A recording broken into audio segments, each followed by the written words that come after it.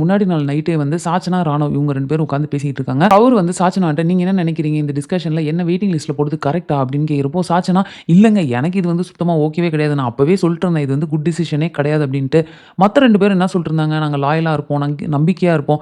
இதே தான் திரும்ப சொல்லிட்டு இருந்தாங்க. ஆனா நீங்க தான் வந்து கொஞ்சம் ப்ராப்பரா ஆன்ஸர் பண்ண மாரி எனக்கு ஃபீல் ஆச்சு. ஆமாங்க, இங்க வந்து நான் விமென்ஸ் டீமுக்கு போய் அவங்க ரிலேட்டடான இன்ஃபர்மேஷன கேதர் பண்ணி உங்களுக்கு சொல்லுவேன்.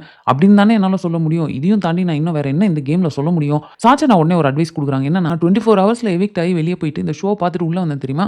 அப்போ வரப்போவே நான் வந்து ஒரு ஜட்ஜ்மென்ட்டோட தான் வந்தேன். ஸோ உள்ள வந்து அது மாரி தான் நான் பிஹேவ் பண்ணேன். அப்புறம் கொஞ்ச நாள் போக போக எனக்கு அது எல்லாமே பிரேக் ஆயிருச்சு. நம்ம என்ன பண்ணிக்கிட்டு இருக்கோம் இங்க வந்ததுலருந்து அப்படின்ற ஒரு தாட் வர ஆரம்பிச்சோனே, நெறைய விஷயங்கள் வந்து மாறிருச்சு. ஸோ அது வந்து பார்க்குறவங்களுக்கு எப்படி இருக்கும்னா, இவங்க வரப்போ ஒரு மாரி ஓவர் கான்ஃபிடென்ட்டா வந்தாங்க. இப்போ சுத்தமா கான்ஃபிடன்ஸே இல்லாம இருக்காங்களே அப்படின்னு தான் ஃபீல் பண்ணுவாங்க. அதனால நீங்க அதெல்லாம் வந்து மைண்ட்ல வச்சுக்காதீங்க. இது யூசுவலா இங்க இப்படி தான் நடக்கும் அப்படின்றதையும் சொல்லிட்டு போறாங்க. இப்போ நெக்ஸ்ட் வந்து ஸ்வாப். ஸ்வாப்ல வந்து என்ன டிஸ்கஸ் பண்றாங்க அப்படின்னு பார்த்தீங்கன்னா, பாய்ஸ் டீம்ல நேரா போயிட்டு ராணவுட்ட இந்த வாட்டி உன்ன தான் வந்து அந்த பக்கம் நான் அனுப்பலான்னு இருக்கேன். ஏன்னா வந்து உனக்கு கான்ஃபிடன்ஸ் இல்ல, கான்ஃபிடன்ஸ் கம்மி அப்படின்ற மாரிலாம் நாங்க சொல்லியிருந்தோம்ல. ஸோ இப்போ நீ அந்த போயிட்டு அந்த நெகட்டிவ பாசிட்டிவ் ஆக்கிட்டு சூப்பரா நீ ப்ளே பண்ணிட்டு வந்துரணும் அப்படின்றாங்க. இப்போ விஷால் என்ன சொல்றாரு அப்படின்னு பார்த்தீங்கன்னா, அவங்க டிஸ்கஷன்லலாம் நீங்க எப்படியாவது கலந்துக்க ட்ரை பண்ணணும். ஏன்னா நான் வந்து நாமினேஷன் ஃப்ரீ பாஸ் டிஸ்கஷன்லலாம் நான் இருந்தேன். ஜாக்லினுக்கு அந்த பாஸ் கிடைக்காத மாதிரி பண்ணதே நான் தான் அப்படின்றாரு. ஜாக்லின் என்ன பாயிண்ட் சொல்றாங்க அப்படின்னு பார்த்தீங்கன்னா, இந்த வாட்டி நான் அந்த சைட் போனேன்னு வச்சுக்கோயேன், கண்டிப்பா என்ன எந்த கேம்லயுமே விளையாட விட மாட்டாங்க. இதுக்கு முன்னாடியாவது அந்த பாய்ஸ் டீம்ல ஸ்ட்ரென்த் கம்மியா இருந்தது. அந்த ரீசனுக்காக அங்க போற பொண்ணுங்கள வந்து விளையாட இது பண்ணி அலோவ் பண்ணிட்டு இருந்தாங்க. பட் இந்த டைம் அவங்களுக்கு நான் தேவைப்படவே மாட்டேன். ஒரு வேள நாமினேஷன் ஃப்ரீ பாஸ்க்கான கேம்ல எனக்கு விளையாடுறதுக்கு சான்ஸ் கிடைச்சதுன்னா, கண்டிப்பா நான் வந்து டீமுக்காக தான் விளையாடுவேன். ஸோ அங்க அன்ஷிதா என்ன சொல்றாங்கன்னா, கரெக்ட். ஜாக்லினே பார்த்தீங்கன்னா, ஒரு விஷயம்னா அத உள்ள போய் நோண்டி வெளிய கொண்டு வரது தான் வந்து அவங்களோட வேல. ஸோ அவங்க வந்து இது கரெக்ட்டா பண்ணுவாங்கன்னு தான் நான் நினைக்கிறேன் அப்படின்றாங்க. மஞ்சரி என்ன சொல்றாங்கன்னா, ஆமா ஜாக்லின் அந்த பக்கம் போனாலே அங்க மென்ஸ் டீம்ல எல்லாருக்கும் மென்டலி ஒரு மாரி டிஸ்டர்ப் ஆகும்னு நான் ஃபீல் பண்றேன். ஸோ எனக்கும் ஓகே தான்றாங்க. ஆல்மோஸ்ட் எல்லாருமே ஜாக்லின் ஓகே அப்படின்ற மாரி சொல்லிடுறாங்க. ஆனா ரியா மட்டும் என்ன சொல்றாங்க அப்படின்னு பார்த்தீங்கன்னா, எனக்கு உங்கள பத்தி தெரியாது. ஸோ நான் வோட் பண்ண மாட்டேன் அப்படின்றாங்க. எனக்கு என்ன ஆச்சரியமா இருக்குன்னா, ரியா வந்து ஒரு ரிவ்யூவரா இருந்திருக்காங்க. வெளிய இருந்து ஷோவ வந்து அவ்வளோ ஃபுல்லா பார்த்துருப்பாங்க. எனக்கு தெரிஞ்சு 24/7 கூட பார்த்துருப்பாங்க அப்படின்னு நினைக்கிறேன். ஆனா உள்ள போயிட்டு எனக்கு உங்கள பத்தி ஒண்ணுமே தெரியாதுன்னு அவங்க சொல்லியிருக்க வேணாம்.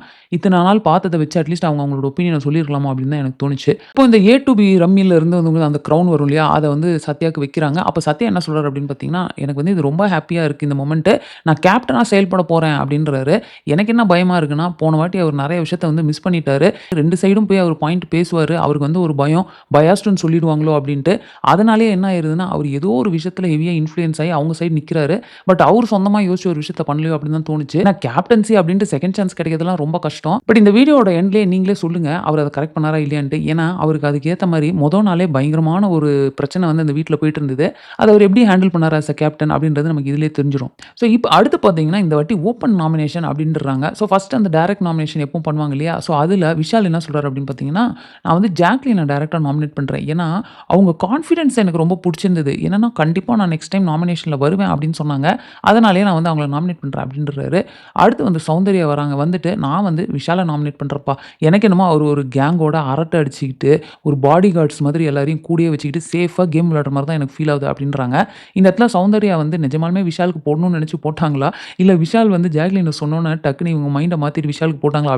அடுத்து வந்து ஓப்பன் நாமினேஷன்ல நெறைய பேர் வந்து அருணுக்கு வந்து வோட் பண்றப்போ என்ன சொல்றாங்க அப்படின்னு பார்த்தீங்கன்னா, நீங்க கேங்கா இருக்கும்போது அருண் தெரியிறாரு. ஆனா நீங்க தனியா வந்து தெரிய மாட்றீங்க. நீங்க ஸ்ட்ராங்கான ஒரு பெர்சனா நிக்கிற மாதிரியே எனக்கு தெரியலையே. நீங்க ஒளிஞ்சு ஒளிஞ்சு ப்ளே பண்ற மாரி இருக்கு. உங்க கேம் ப்ளேவே இன்னும் தெரியல அப்படின்ட்டு பல விஷயங்கள வந்து சொல்லிடுறாங்க அருணுக்கு. இது ஏன் நான் வந்து நாமினேஷன்ல இத்தன பேர் இருந்து இவரோட பாயிண்ட்ட மட்டும் சொல்றேன் அப்படின்னு பார்த்தீங்கன்னா, இத்தன பேர் சொன்ன கருத்து வந்து எனக்கு தெரிஞ்சு அருண வந்து குரூப்லேருந்து நம்ம தனியா தெரியணும் அப்படின்றதுக்காக அவர் நெறைய விஷயத்த பண்ண மாரி இருந்தது. அது அவருக்கு பாசிட்டிவாவும் இருந்தது. நெறைய விஷயம் அவருக்கு நெகட்டிவாவும் இருந்த மாரி நான் ஃபீல் பண்ணேன். சுனிதா வந்து முத்துவ நாமினேட் பண்றாங்க. அவங்க என்ன சொல்றாங்க அப்படின்னா, அவர் வந்து எல்லாத்துலயுமே வந்து பெர்ஃபெக்ஷன் தேடிக்கிட்டே இருக்காரு. ஒரு விஷயத்த குடுக்கலாம். நீங்க தொடைங்க இந்த இடத்த கிளீன் பண்ணுங்க அப்படின்னு சொல்றது தப்பில்ல. ஆனா அந்த இடத்துல வந்து எப்படி கிளீன் பண்ணணும்? இது பெர்ஃபெக்ட்டா இருக்கணும். அந்த அளவுக்கு பிரஷர் போடுறது வந்து எனக்கு not okay. This show is not to be perfect. It is to be real அப்படின்றாங்க. உடனே அங்க இருந்து Muthu perfect is my real. Thank you அப்படின்றாரு. இந்த நாமினேஷன்லாம் முடிச்சோனே பார்த்தீங்கன்னா, தர்ஷிகா சொல்லிட்டு இருக்காங்க. நான் முத்துவ தான் நாமினேட் பண்ணணும் அப்படின்னு நெனச்சேன். ஏன்னா, அவரு எல்லா வாரமும் பார்த்தீங்கன்னா, அவரோட கேம் வந்து ஒரு மாரி டிஃப்ரெண்ட்டாவே இருக்கு. ஆனா நான் போய் நின்னுட்டு எனக்கு அவர சுத்தமா புடிக்கல. அதனால தான் அவர நாமினேட் பண்றேன் அப்படின்னு சொல்ல முடியாது தானே. அதனால தான் நான் ரொம்ப நேரமா பாயிண்ட்ட யோசிச்சுட்டு இருந்தேன். அதான் கடைசியா நான் போனேன் நாமினேஷனுக்கு. ஆனா நான் முன்ன இருந்தே மைண்ட்ல வச்சிருந்தேன். ஒரு நாள் டைரக்ட் நாமினேஷன் வரும். அன்னைக்கு அவருக்கு வந்து நெத்தி அடியா ஒரு பாயிண்ட்ட வந்து நம்ம சொல்லி அவர நாமினேட் பண்ணணும் அப்படின்னு நெனச்சிருந்தேன். அப்படின்னு சொல்றாங்க. ஸோ நாமினேஷனோட எண்ட்ல யாரெல்லாம் இப்ப நாமினேஷன்ல இருக்காங்க அப்படின்னு பார்த்தீங்கன்னா, ஜாக்லின், விஷால், ரஞ்சித், தீபக், அருண், முத்து, சாச்சனா, பவித்ரா, ஆனந்தி, அன்ஷிதா அண்ட் சுனிதா. இப்போ தான் நம்ம ரொம்ப முக்கியமான ஒரு விஷயத்துக்கு வரோம். என்ன அப்படின்னு பார்த்தீங்கன்னா, இந்த ஸ்டோர் ரூமுக்கு இன்சார்ஜா வந்து தீபக்க போடுறாங்க. தீபக் என்ன சொல்றாரு அப்படின்னு பார்த்தீங்கன்னா, இதுக்கப்புறமா ஸ்டோர் ரூம்ல உங்களுக்கான பொருள் ஏதாவது வருது. நீங்க ட்ரெஸ்ஸோ, இல்ல உங்களுக்கு ஏதோ ஆயின்மென்ட்டோ, கிரீமோ நீங்க அந்த பர்ட்டிகுலர் பெர்சன் டாஸ்க் பண்ணிட்டு தான் உள்ள வந்து இனிமே எடுக்கணும் அப்படின்ற மாரி இவரு சொல்லிடுறாரு. கேர்ல்ஸ் டீம்க்கு என்ன தோணுதுன்னா, என்னடா இது ஏற்கனவே குக்கிங்க்கு இது அதுன்ட்டு ஒரு நாளைக்கு ஃபுல்லா நம்ம டாஸ்க்கா தான் பண்ணிக்கிட்டு இருக்கோம். இப்போ ஸ்டோர் ரூம்ல நம்ம பொருள் வருதுன்னா, அதுக்கும் டாஸ்க் பண்ண சொல்ட்டாங்க. நம்ம இந்த சைடு என்ன பண்றோம்? ஒண்ணுமே பண்றது இல்லையே அப்படின்னு யோசிக்கிறாங்க. ஸோ அவங்க என்ன சொல்றாங்கன்னா, இவங்க அங்கருந்து லிவிங் ஏரியாவுக்கு உள்ள யாராவது வரணும் அப்டின்னா, அவங்க டாஸ் பண்ணிட்டு தான் வரணும் அப்டின்றாங்க ஃபர்ஸ்ட்டு. ஸோ இத கேட்டோனே நம்ம சத்யா என்ன சொல்றாருன்னா, "sure, sure. It sounds like a game. I am happy about it" அப்டின்ற மாரி ரொம்ப சந்தோஷமா பேசுறாரு. ஆனா அந்த பக்கம் போனோனே அவங்கலாம் என்ன சொல்றாங்க அப்டின்னு பார்த்தீங்கன்னா, ஜென்ரலான ஒரு விஷயம்னா அதுக்கு வந்து டாஸ்க் பண்ணக்கூடாது. பெர்சனலா ஒரு விஷயம் நடக்குது அப்டின்னா, அதுக்கு மட்டும் தான் நாங்க டாஸ்க் பண்ணுவோம் அப்டின்ற மாரி முத்து சொல்லிடுறாரு. இத்தன நாள் வந்து நாங்க எல்லாத்துக்குமே நாங்க வந்து டாஸ்க் பண்ணிட்டு தான் இருந்தோம். பட் இந்த 24 நாள்ல எங்க பொருள் ஒண்ணு வருது அப்டின்னா, ஸ்டோர் ரூம்க்கு வந்து எடுக்கிறதுக்கு நாங்க டாஸ்க் பண்ணவே இல்லையே. இப்ப எதுக்கு நீங்க அத புதுசா இன்க்ளூட் பண்ணீங்க? அப்ப எதுக்கு எங்க சைடு மட்டும் கோடு போட்டுருக்காங்க? அப்ப இந்த சைடு நாங்க என்னதான் பண்ணணும்? நீங்க வரீங்க, போறீங்க, எல்லாம் பண்ணிட்டு இருக்கீங்க. அப்ப என்ன யூஸ் இருக்கு இந்த கேம்ல எங்களுக்கு? இப்ப தீபக் என்ன சொல்றாரு அப்படின்னு பார்த்தீங்கன்னா, சரி ஒண்ணு பண்ணுங்க. உங்களுக்கு ஏதாவது ஒரு பொருள ஸ்டோர் ரூம்ல வைக்கணும் அப்படின்னா, நீங்க எல்லாம் எடுத்துட்டு வந்து இந்த சைடு வச்சுருங்க. நான் அத எல்லாத்தையும் தூக்கிட்டு போய் நான் ஸ்டோர் ரூம்ல வச்சுர்றேன். ஓகேவா? நீங்க அதுக்காக வந்து டாஸ்க் பண்ண தேவையில்ல அப்படின்ட்டு ஒரு பொதுவா ஒரு விஷயத்த ஒண்ணு சொல்லிடுறாரு. இவங்க அதுக்கெல்லாம் ஓகே அப்படின்னு ஒத்துக்கிறாங்க. பட் இருந்தாலும் அவங்களுக்கு மைண்ட்ல இருந்துகிட்டே இருக்கு. அவங்க வந்து அவங்க கிரியேட்டிவிட்டிய எல்லாமே யூஸ் பண்ணி நமக்கு அத்தன டாஸ்க் குடுக்குறாங்க. ஆனா நம்ம வந்து இந்த சைடு ஒண்ணுமே பண்றது இல்லையே. ஸோ என்ன சொல்றாங்க அப்படின்னு பார்த்தீங்கன்னா, பிக் பாஸே வந்து அவங்கள கூப்பிட்டா ஓகே. ஆனா மத்த டைம்லாம் அவரு கூப்பிட்டு அவரு பேசி முடிச்சதுக்கு அப்புறமா ஏவிபின்னு சொல்லுவாரு தெரியுமா? அதுக்கப்புறம் பார்த்தீங்கன்னா, நாங்க ஒரு 5 வரைக்கும் கவுண்ட் பண்ணுவோம். அதுக்குள்ள எல்லாரும் வெளிய போயிடணும். யாரெல்லாம் வெளிய போகாம இன்னும் கோட்டுக்குள்ள இருக்காங்களோ, அவங்கலாம் டாஸ்க் பண்ணணும் அப்படின்றாங்க. நீங்க இப்ப என்ன யோசிச்சிருக்கீங்கன்னா, அது என்னடா ஏவிபி அப்படின்றீங்க அதானே? அன்றாட வேலைகளை பார்க்கலாம் அப்படின்னு அவரு சொல்லுவாரு தெரியுமா? அத தான் இவங்க ரொம்ப நேரமா ஷார்ட்டா ஏவிபி, ஏவிபின்னு சொல்லிட்டு இருப்பாங்க. இத கேட்டோனே நம்ம சத்யா மறுபடியும் நைஸ் நான் கன்வே பண்ணிடுறேன். லெட்ஸ் ப்ளே எ கேம் அப்படின்னு ரொம்ப ஹேப்பியா சொல்லிட்டு அந்த பக்கம் போறாரு. இத சத்யா சொல்லி கூட முடிக்கல. அதுக்குள்ள நம்ம அருண் வந்து கை தூக்கிறாரு. கை தூக்கிட்டு அப்ப தட்டு கழுவுறப்போ நான் வந்து 5 கவுண்ட் பண்ணுவேன். அதுக்குள்ள அவங்க கழுவிட்டு போயிரணும். இல்ல இந்த ஸ்டோர் ரூம் இருக்கும்ல, அதுல அவங்க வந்து பேட்டரி மாத்துறப்போ 1, 2 அப்படின்னு சொடக்கு போட்டே சொல்லுவாரு. அப்படி சொல்றதுக்குள்ள அவங்க ஓடிரணும். பரவாயில்லையா? கடைசியா இவங்க என்ன சொல்றாங்க அப்படின்னு பார்த்தீங்கன்னா, 30 செகண்ட்னா எங்களுக்கு ஓகேங்க. அதுக்கு கீழனா எங்களுக்கு not okay. Take it or leave it அப்படின்னு ஒரு டயலாக் சொல்லுவாங்க. இத தான் வந்து கடைசி வரைக்கும் சொல்லிட்டே இருப்பாங்க. ஸோ இவரு சரிங்க நான் அங்க போய் கன்வின்ஸ் பண்றேன் அப்படின்ட்டு சத்யா அந்த பக்கம் போறாரு. அங்க போயிட்டு நீங்க 30 செகண்ட்ல பண்ணணும் அப்படின்னு சொல்றப்போ, 30 செகண்ட்றது ரொம்ப ஸ்லோவான ஒரு கவுண்டா இருக்கும். அதுக்குள்ள கண்டிப்பா எல்லாருமே போயிருவாங்க. இதுல என்ன ஃபன் இருக்கு? இதுக்கு நாங்க டாஸ்க்கே வைக்காமலே போயிரலாமே. இதுல லைவ்ல பார்த்தப்போ அருண் என்ன சொல்லுவாருன்னா, 1 நிமிஷம் வேணும்னு கேட்பாரு. நான் கூட யோசிச்சேன். என்னடா இது 1 நிமிஷமா? 1 நிமிஷத்துல பார்த்தீங்கன்னா, அந்த சைடு கேமராக்கு அந்த சைடு இருக்கவங்களே கூட பொறுமையா நடந்து செட்டுக்குள்ள வந்துரலாம். இப்ப சத்யா என்ன பாயிண்ட் சொல்லுவாரு அப்படின்னு பார்த்தீங்கன்னா, "வீட்ட விட்டு ஓடு" அப்படின்னு சொல்ற மாரி இருக்கு. "இட்ஸ் நாட் எத்திக்கல்" அப்படின்றாரு. எனக்கு ஒண்ணுமே புரியல. இங்க எங்க எத்திக்ஸ் வந்துச்சு அப்படின்ட்டு. 5, 10 செகண்டுக்குள்ள நீங்க வெளிய போயிடணும் அப்படின்னு சொன்னா, அது வந்து எத்திக்கலா இல்ல அப்படின்றாங்க. "வீட்ட விட்டு போ" அப்படின்னு சொல்ற மாரி இருக்குன்றாங்க. மத்த டைம்லாம் வந்து இட்ஸ் எ கேம். நெறைய விஷயங்கள பண்ணிட்டு இட்ஸ் எ கேம். இதுலயே நீங்க பெர்சனலா எடுத்துக்கிறீங்க அப்படின்றாங்க. பட் இந்த டைம் மட்டும் ஏன் இவங்க பெர்சனலா எடுத்துக்கிட்டு, இந்த ஒரு விஷயத்த வந்து ஒரு ஃபன்னா எடுத்துக்காம, இது எத்திக்கலா இல்ல அப்படின்னு சொல்றாங்கன்றது எனக்கே ஆச்சரியமா இருக்கு. விஷாலும் பார்த்தீங்கன்னா, சத்யாவோட போயிட்டு அந்த பக்கம் பேசுறாரு. அவங்க வந்து இன்ஃபாக்ட் உட்கார்ந்து அத வந்து கவுண்ட் பண்ணி விஷால் வந்து எவ்வளோ கவுண்ட்குள்ள நம்ம போறோம் அப்படின்னு பார்க்குறாங்க. அவங்க பொறுமையா நடந்து போனாலே 13 செகண்ட் தான் ஆவுது. ஸோ இதுக்கப்புறம் இவங்க வந்து ஆர்ஜே ஆனந்த் என்ன சொல்றாங்கன்னா, சரிங்க அப்ப பாருங்க நம்ம 15 செகண்ட் வச்சுக்கலாம். பொறுமையாவே போயிரலாம். ஒரு வேள ரஞ்சித், தீபக் இவங்களுக்கெல்லாம் வந்து கால் அடிபட்டுருக்கு, உடம்பு சரியில்ல அந்த மாரி ஏதோ ரீசனா இருந்தா, அவங்க அவங்க டைம் அவங்களே எடுத்துக்கிட்டும். எங்களுக்கு அதெல்லாம் பிரச்சனை கிடையாது. இல்ல அது உங்களுக்கு ஓகே இல்லையா? அப்ப என்ன பண்ணலாம்னா, நாங்க வந்து உங்களுக்கு 20 செகண்ட் என்ன 30 செகண்ட் கூட நாங்க குடுக்குறோம். ஆனா நீங்க எல்லாருமே ஒரு ஹூக் ஸ்டெப் போட்டு போணும். அது பார்க்கறதுக்கு நல்லா ஃபன்னா, ஜாலியா இருக்கும் அப்படின்னு ஆனந்தி சொல்றாங்க. விஷால் ரொம்ப ஹேப்பி ஆயிடுறாரு. ஓகே, ஓகே நான் போய் சொல்றேன் அப்படின்ட்டு.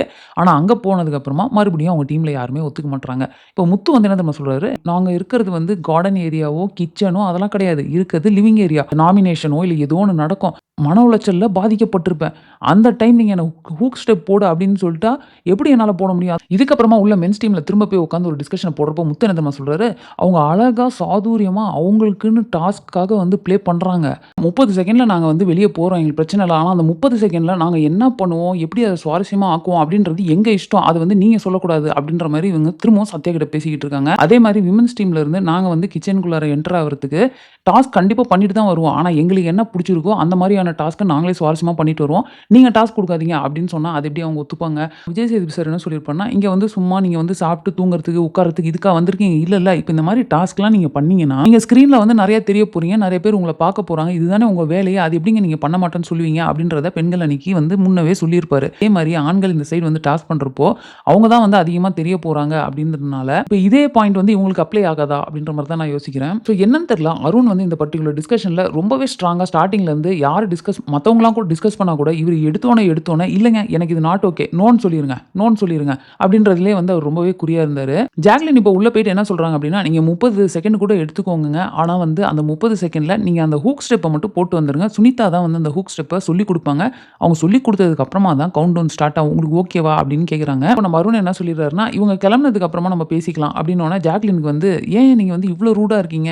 நீங்க கிளம்புனதுக்கு அப்புறம் பேசிக்கலாம்னு சொன்னீங்க. இவங்க போனதுக்கு அப்புறம் பேசிக்கலாம்னு சொன்னா கூட எனக்கு ஓகேவா இருந்திருக்கும் அப்படின்னோனே, அவரு சரி ஓகேங்க. இவங்க போனதுக்கு அப்புறம் பேசிக்கலாம். இப்போ ஓகேவா ஜாக்லின்? அப்படின்னு கேட்குறாங்க.